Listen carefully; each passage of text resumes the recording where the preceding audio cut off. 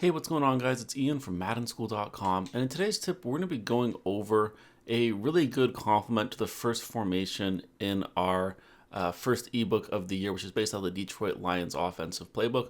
We also released our first defensive ebook of the year a couple days ago, so go ahead and check that out if you're an unlimited member. But what I'm going to be showing you today is based out of the gun doubles formation in the PA read play. This is only found within the team playbooks in the Buccaneers playbook.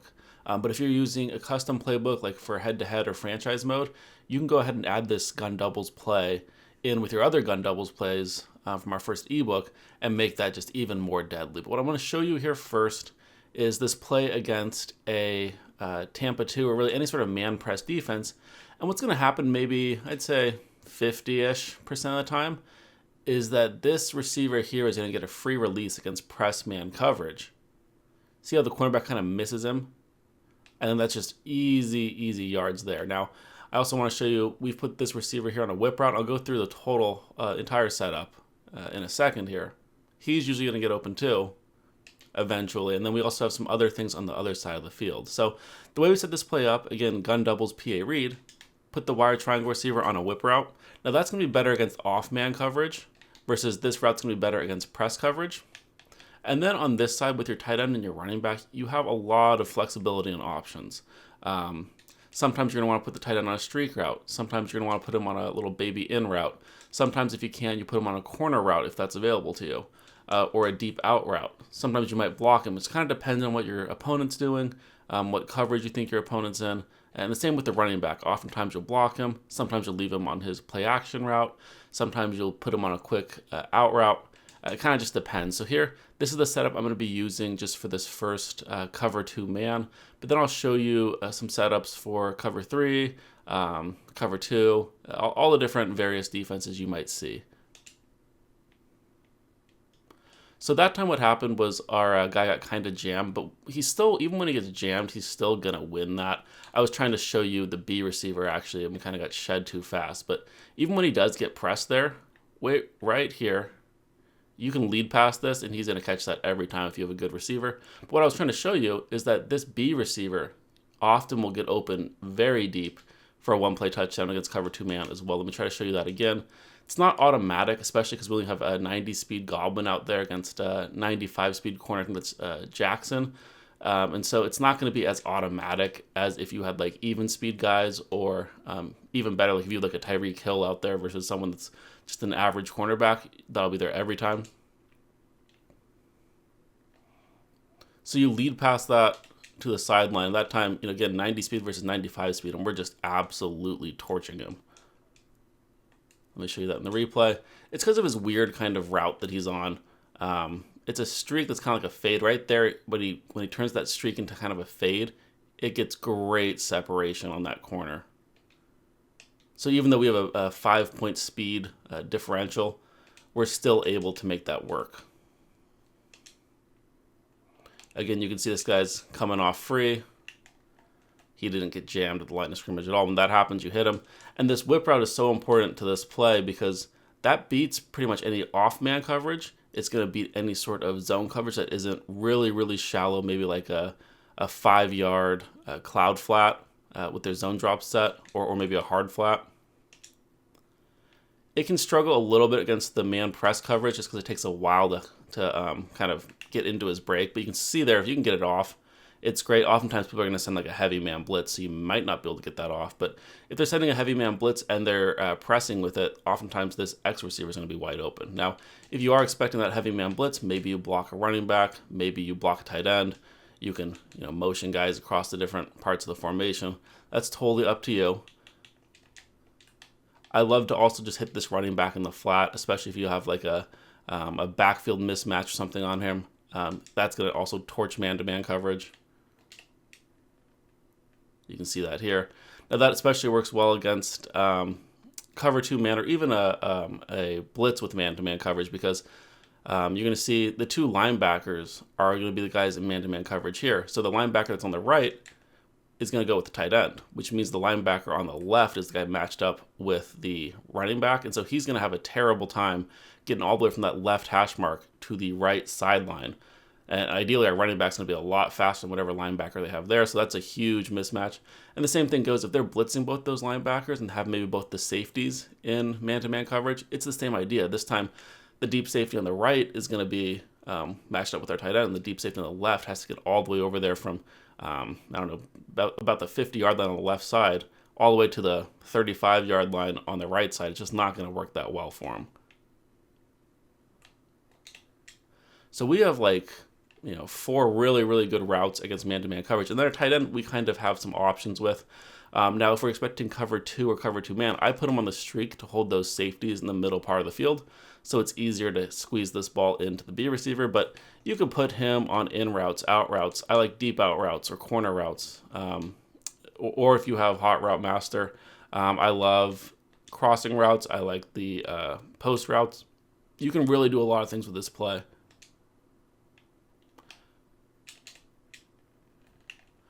So that is the look against cover 2 man. Let me take you now into the look against, let's start with, let's do a cover 3 first. So we'll just do a standard cover 3 sky, no zone drops or set or anything like that. It's going to be a setup kind of like this. I mean, you have some options, again, with the tight end and the running back. You can do a lot of different things with them.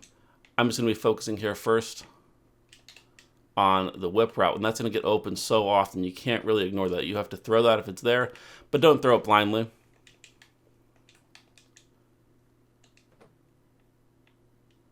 And then you can hit this guy coming over the middle. Have to be aware of the user over the middle there. Usually the user is going to be on the right side of the field, and if you throw that quickly enough, they're not really going to be able to figure that one out until it's too late. Now, if they start doing hard flats, I like to do something like this with a tight end on a corner route, or maybe on a deep out route if you don't have access to that. You can see how it's a bit of a timing play, but it's really easy once you kind of get that down. And then you have like the running back in the flat. I like to always kind of put him on this out route, but you can put him on an in route if you want, or a curl route if your opponent's cheating too far with his user to play this guy on the left side. Put him on a curl route. If he takes that user with the M over his head and runs him to the left, then you can hit that running back. You kind of use your running back and your tight end as different decoys, while the other 3 guys, your 3 receivers, are going to be on the same routes every single time.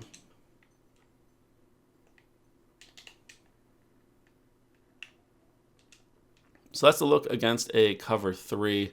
Let me take you into, let's do, like, say your opponent starts setting his, like he goes to a hard flats, especially in like a cover 2, or maybe he starts setting his zone drops to really anything. I'll show you it with zone drop sets. Let's say he's kind of worried about the flats. Maybe we'll do a 10 on the zone drops, a little bit deeper than hard flats. We can still hit this guy usually, the whip route. But anytime your opponent has any hard flats set, especially in a cover 2, this B receiver is going to get just silly open deep. Any sort of cover 2 with any sort of zone drop set, what's going to happen is this B receiver now won't get jammed to the line of scrimmage, and he's going to get a free release, which really gets him to the sideline fast. Our tight end on the streak route holds the deep safeties in the middle of the field. We lead pass with the free form passing to the right sideline, and we should be wide open there. It's going to be generally a one-play touchdown every single time if your opponent's in some sort of like cover 2 blitz or a cover 2 zone with zone drops, or a cover 2 hard flat. It's going to work the same with hard flats, where the corner is not going to jam the receiver at the line of scrimmage because he's worried about getting to the hard flats.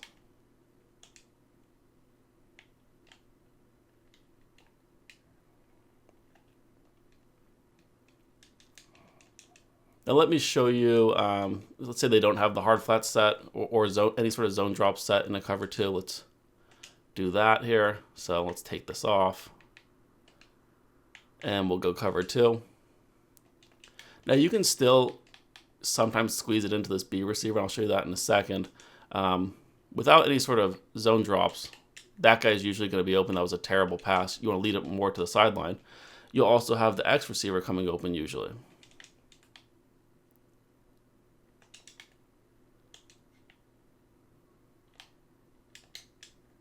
That one's a bit of a tight window with the safety there, but he's responsible for the deep half, so he's usually not going to get that in there, especially if you time it in well. Now let me try to show you. Sometimes you can still squeeze it into this B receiver, but now with the cornerback kind of rerouting him with the line of scrimmage, it's going to be a lot harder. So I generally don't recommend it unless you really need to, but you still can sometimes make it work. You can see how he's a little bit more inside. Let me try that one more time. And I'm really not expecting it to work because it usually doesn't, but it can sometimes. You can see there, if you can free form it away from the safety, you might be able to make it work. But really, if you see that, you look to these two guys and then the running back in the flat, because the cornerback is just occupied jamming that receiver. You can hit this guy usually 5-10 yards pretty easily there. So that is the look against a cover 2. All right, so next up, let's cover cover 4 drop. Hopefully they have one in here. Yep, they should have a cover 4 drop. Now against cover 4 drop, it's going to work very similar to a cover 3. Same type of setup. You can do what you want with your tight end. Oftentimes, if they're doing like hard flats, you're going to want to put this tight end on like a deep out route. If you have a corner route, that's even better. If you don't have the corner route, do the deep out route. If they don't have the hard flats on the field, or if they're in off-man coverage, that whips there every time, especially if you have a guy with an ability, if you have a guy that's good and fast, just a solid receiver there. It's going to get open pretty much every time. You can also often hit this guy right there over the middle. Take some timing for that route. And then you have the running back in the flat and the tight end on either a deep out route or a corner route. Then you just read whether it's hard flats or not. If it's hard flats, you throw the tight end on like a corner or that deep out. If it's cloud flats or something more deeper on the zone drops, you hit the running back in the flat.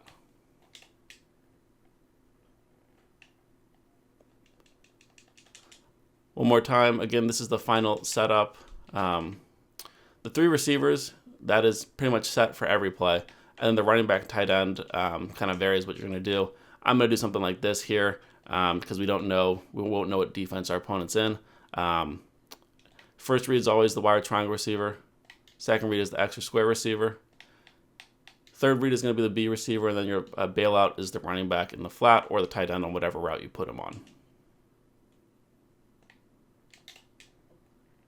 So thanks for watching today's video. Until next time, take care.